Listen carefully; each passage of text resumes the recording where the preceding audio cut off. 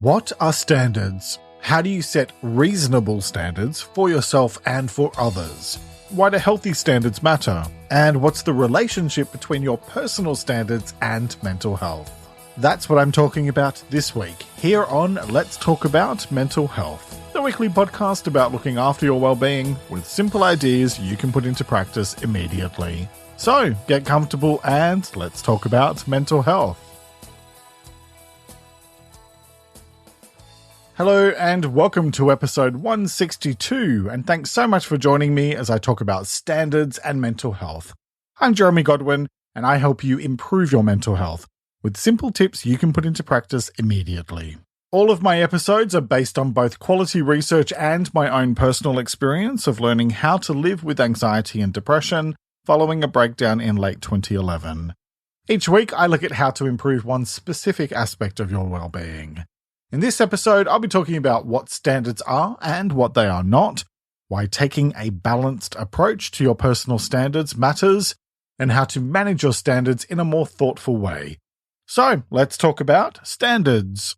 If the hysterical news media is to be believed, 2022 was the year we threw all of our standards out the window and descended fully into goblin mode, which is a term that nobody in the history of the world has ever used in normal conversation, and yet it somehow found its way into becoming the Oxford Dictionary's word of the year for 2022. I think it's fair to say that the standards we set for ourselves and for others are highly personal, and they're relative to what we value as well as whatever is going on in our lives, and yet it's through the choices we make about how we conduct ourselves as well as what we expect from other people, that serve to shape how we move through this world one day at a time, one interaction at a time. Let me say up front that you might hear some people criticize others for being demanding. However, I don't actually think that high standards are a problem,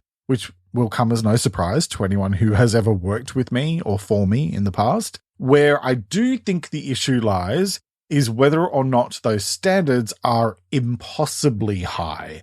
But I'll come back to that shortly. First, let's get ourselves on the same page about what I mean when I'm talking about standards. And let's talk about what are standards. And the Oxford Dictionary defines it as a level of quality or attainment, as well as something used as a measure, norm, or model, which, quite frankly, doesn't really meet my standards of defining something in simple and practical terms, but hey, there you go. When I'm not criticizing the dictionary, I spend a lot of my time working with clients one-on-one and talking about the expectations we put on ourselves and on other people. And I can tell you hand on heart that a vast majority of the conflicts we have with one another are because our standards are too high, like expecting someone else to be perfect or being able to read your mind.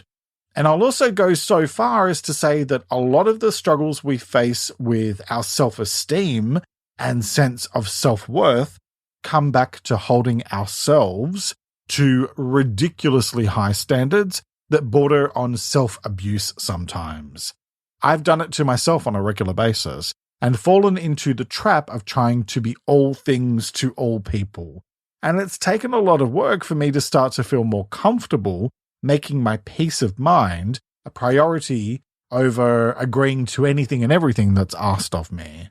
The ideal is for the standards you expect from others and from yourself to be reasonable and realistic. But as I'm sure we all know, that is not always the case.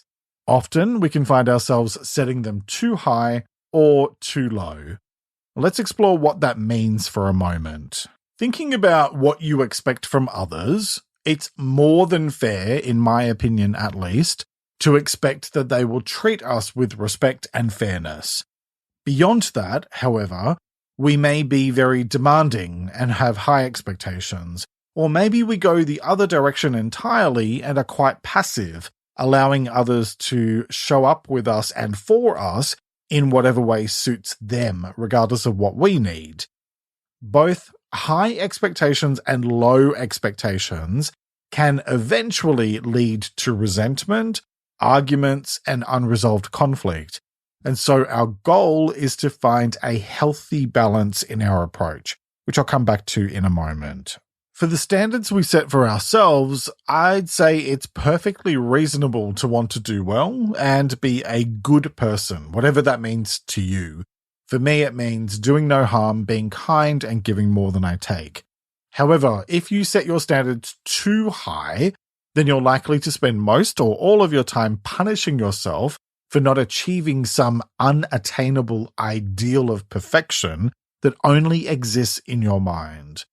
Or if you set your standards too low, then you're probably only going to rarely drag yourself off the couch to go out in the street and steal candy from babies.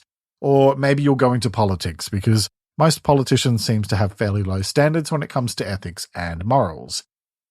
Either way, you're probably not going to feel great about yourself and you're likely to push people away. So that then leads me to the next part of this episode. Why taking a balanced approach to your personal standards matters. And here's why it matters. Because balance is where peace of mind is to be found. And I don't know about you, but I really like peace of mind.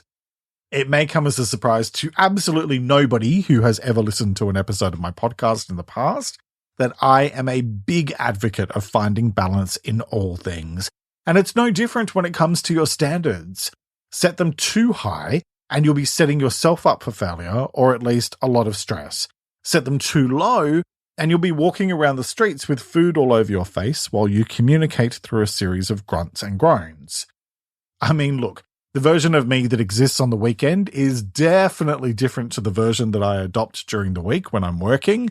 During the week, I won't even take the bins out to the street without being properly dressed, whereas on the weekend, I look like roadkill.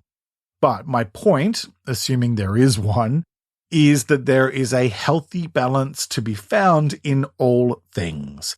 And in this case, that balance is about setting reasonable standards for yourself and others. So, what is reasonable when it comes to standards? For me, at least, it's about being fair, sensible, and realistic. And it's also about choosing to do no harm to others or to yourself, while also recognizing that we're all unique individuals. And so how I might do something is not necessarily the same as how you might do it, or the next person. And that doesn't make it right or wrong, it just makes it different.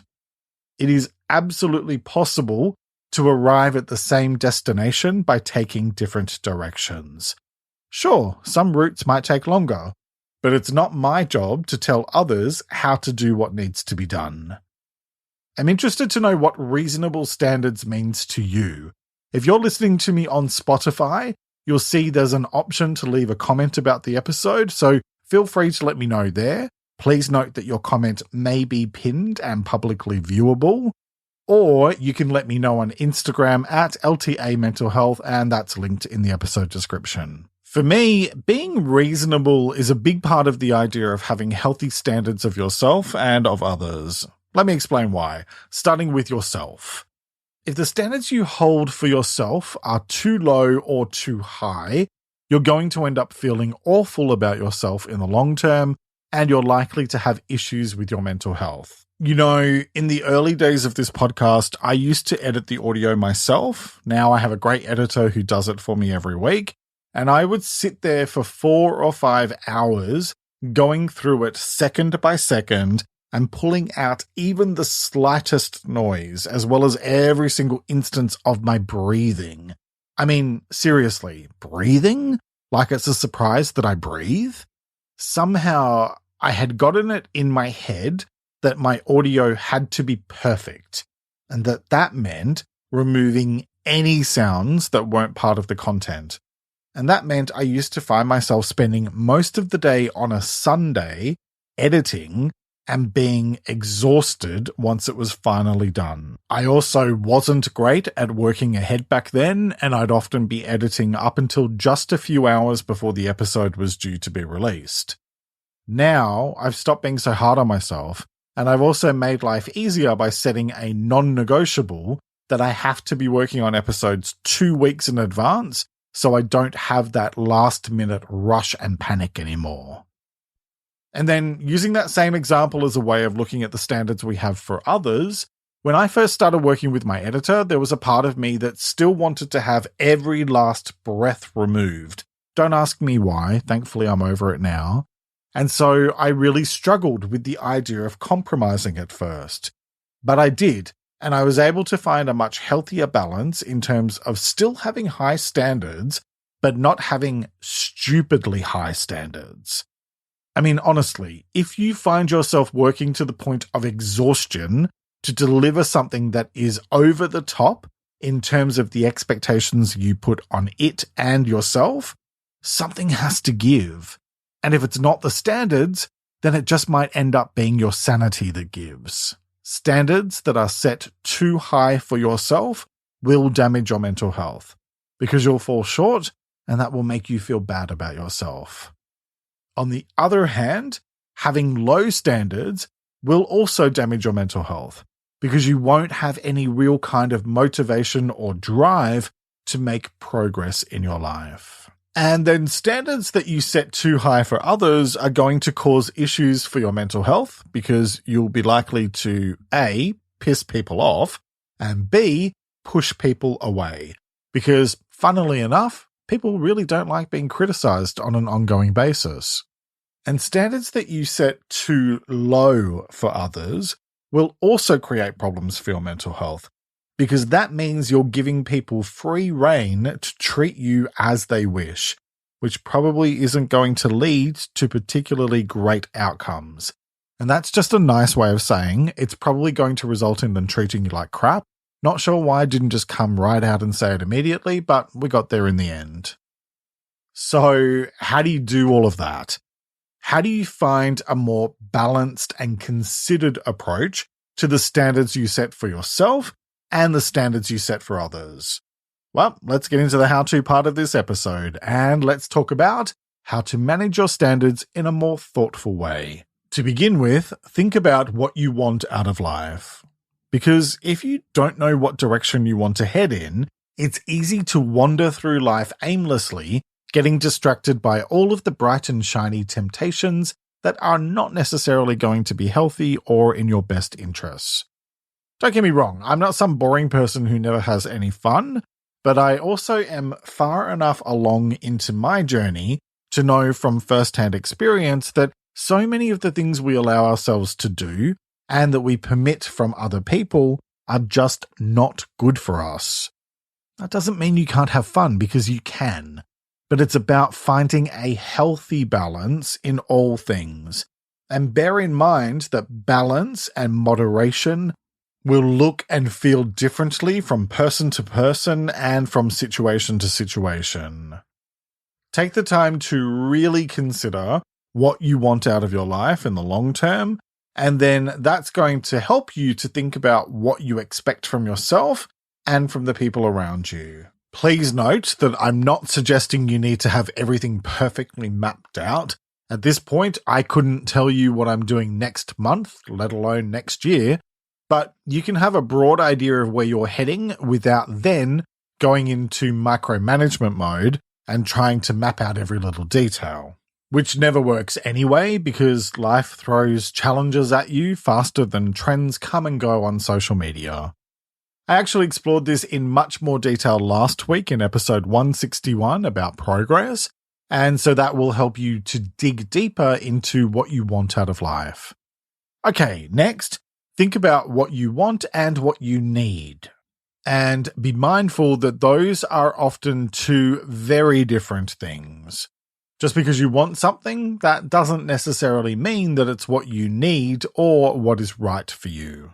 So the reason why I'm suggesting you start here is that we all have basic needs in life, and whether or not your needs are being met can go a long way towards influencing how you feel about others and how you feel about yourself. When you feel like you're on track with what you need, you tend to be more self-confident and more capable of recognizing your self-worth. Whereas if your needs aren't being met or are being ignored, either by yourself or others, then it's possible you could compromise your standards, or you could go entirely in the other direction and set them too high as a kind of shield or wall to keep the world out. Anytime I've ever compromised my standards, which I have, it's been because I haven't been honest with myself about what I actually want and need. I talked about how to do that in episode 137 about needs, and I also covered the future in episode 100, and I encourage you to check those out if you haven't already. Okay, next, think about what you accept from others and from yourself. Because what you accept is what you will get. For example, if you're dealing with someone who only bothers to contact you when it's convenient for them or when they want something, you can either call that behavior out in a calm and rational way and be honest about what you want and need, or you can let it slide. However, I think we both know that if you let it slide, then you're going to keep on getting more and more of the same. Nothing changes if nothing changes. And so you need to be conscious of what you might be allowing into your life if you're not prepared to assertively address issues. And yes, the same does go for yourself. If you know you need to sort out your health, and yet you allow yourself to keep on making choices that go against that, then either you do something constructive to address the issue, or things just continue as they are, or become worse, which is likely to be more and more damaging and destructive over time. Look, don't set your standards so high that nobody will ever achieve them, yourself included. But don't set them so low that you invite trash people into your life, or where you allow yourself to behave like a 5-year-old locked overnight in a candy store. Okay, next, identify your non-negotiable standards. Or you might consider these your deal breakers. These are the things that you absolutely and positively will not allow yourself to tolerate anything less than. This is about being clear on what your priorities are and your values so that you can make an honest assessment of what matters most to you.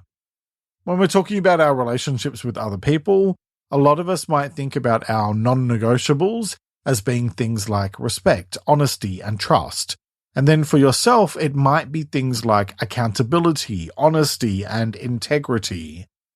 I'd suggest checking out episode 138 about values, where I go into more detail about how to do all of that. Okay, next, focus on your own intentions, because our intentions play an important role in determining why we do what we do. Here's what I want you to focus on over the next month, and I really want you to make a commitment to do this on a daily basis. Each morning, or whenever feels right for you, I want you to take a few moments to repeat this to yourself a few times. I am not perfect, and that is okay. What matters most are my intentions. So let's pick up on that intentions piece a little bit more, because I also want you to consciously think over the next month about what your intentions are behind things. In other words, why are you doing or saying the things that you do and say? Let me explain what I mean. We don't just randomly do things. We do them because of a whole bunch of different reasons that are often driven by our feelings, emotions, and needs. So when it comes to the standards that you hold yourself and others to, it's really easy to just go with your emotions and not necessarily to think through what's leading you to feel that way. Rather than just speaking or acting without thought, I'm asking you to use that affirmation as a reminder to consciously spend some time thinking things through before jumping into action. For example, you may find yourself trying to produce a piece of work that is perfect. Okay, but what is sitting underneath that attempt to reach perfection? Because you have to know that perfect just doesn't exist. It doesn't exist in nature, and it certainly doesn't exist in the artificial world that we live in. And so when you put pressure on yourself to try and be perfect, regardless of the fact that you know on some level at least that it's physically impossible to be perfect, what you're doing is holding yourself to an impossibly high standard. and that almost guarantees you of some level of failure, which definitely is not great for your self-worth or your mental health and well-being. Does that make sense? And so my piece here is that when you stop and try to understand what's going on with your intentions and where they're actually coming from, you're better able to understand what's really going on so that you can respond to that. Using that example of trying to be perfect with your work, maybe it's that you feel you need to be validated by others, or perhaps you feel the need to be in control. Or maybe it's both at the same time. I know it often is for me. When you know that, you can respond to that need more thoughtfully, rather than just going with it and allowing it to create carnage or to overload you with the weight of expectation.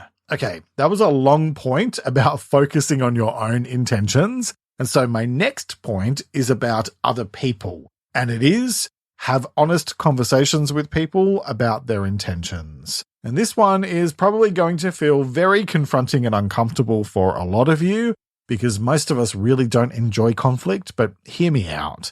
When you have an issue with someone, instead of just applying a kind of one-size-fits-all response based on your standards, I want to encourage you to think about that be reasonable thing I said earlier, and so let that lead you to ask questions to understand where the person is coming from or why they chose to behave in a certain way. My go-to for this is to ask something like, I found that quite harsh. Could you help me to understand what you meant by that? That does two things. First, it calls out the behavior, and second, it gives them an opportunity to explain, and that allows you to have an honest conversation together about what your standards are and what you will and will not accept moving forward. But I also need to say that the old find balance thing applies here as well. And with that in mind, my next point is be reasonable, but also don't put up with crap. I feel like we overcomplicate things sometimes, and really, for me anyway, having standards just comes down to respecting yourself enough to not tolerate rubbish from other people or from yourself, but also not setting the bar so high that nobody ever lives up to your expectations. Sometimes other people in your life are going to make mistakes. Talk to them to understand their intentions and then act accordingly. If it was deliberate or intentionally malicious, then limit your contact with them. If it was accidental, then set clear boundaries and expectations, and then give them an opportunity to make it right. And sometimes you are going to make mistakes too. If it's deliberate or intentionally malicious, then do the work to figure out why, and then address it. That may involve getting support from a professional like a therapist, counselor, or coach. If it was accidental, then set clear boundaries and expectations of yourself, and then give yourself a chance to make it right instead of punishing yourself for making a mistake. In general, I'd say to just aim as much as possible to find the middle ground by being fair and reasonable towards other people and towards yourself without tolerating crap, and you'll be fine. Because when it comes to standards and mental health, what it all boils down to is this. If you want to feel more satisfied in life, then you need to have better standards in terms of what you expect from other people and from yourself. Why? Because what you accept is what you will get. Set your standards too low, and you'll find yourself surrounded by people who aren't kind to you, or you'll wind up treating yourself poorly, or both. Never settle just for attention or affection. But at the same time, don't set your standards so high that nobody will ever achieve them, yourself included. Peace of mind is to be found in finding a balanced approach to the standards you set and maintain for yourself and for other people. And it's up to you to decide what that looks and feels like based on what you need and what you want in your life. The choice is yours, as it is with all things related to your well-being. So, what choice will you make today? Each week I like to finish up by sharing a quote about the week's topic, and I encourage you to take a few moments to really reflect on it and consider what it means to you. This week's quote is by an unknown author, and it is, "The standards you set determine the life you get." Let me repeat that. The standards you set determine the life you get. All right, that's nearly it for this week. Next time, I'll be talking about life. We spend every moment of our days making our way through life, but how much of our time is spent actually living? And what does it mean to truly live? Well, that's a great big existential question that I'm very much looking forward to exploring in my next episode. So next time, I'll be talking about what life is, why the way that you approach life matters, and how to live a life that feels more fulfilling and meaningful. I hope you'll join me for that episode, which will be released on Sunday, the 22nd of January, 2023. You can find many more practical tips to help you improve your mental health in my new book, Life Advice That Doesn't Suck, and in my recent book, Let's Talk About Mental Health Volume 1, which are both available from Amazon and Apple Books. And visit my website at letstalkaboutmentalhealth.com.au to sign up for my free newsletter Thursday Thoughts for a weekly dose of inspiration. Support me on Patreon for exclusive extra benefits, including early access to episodes and a weekly worksheet, and follow my podcast on Instagram at LTA Mental Health for bonus content. Plus, check out my other account at It's Jeremy Godwin, where I post daily tips for better mental health. And those are all linked in the episode description on your podcast service. Thank you very much for joining me today. Look after yourself and make a conscious effort to share positivity and kindness out into the world, because you get back what you put out. Take care and talk to you next time. Let's Talk About Mental Health is an independent program proudly produced by Reconnaissance Media, helping you find meaning and gratitude. For more information, visit reconnaissancemedia.com.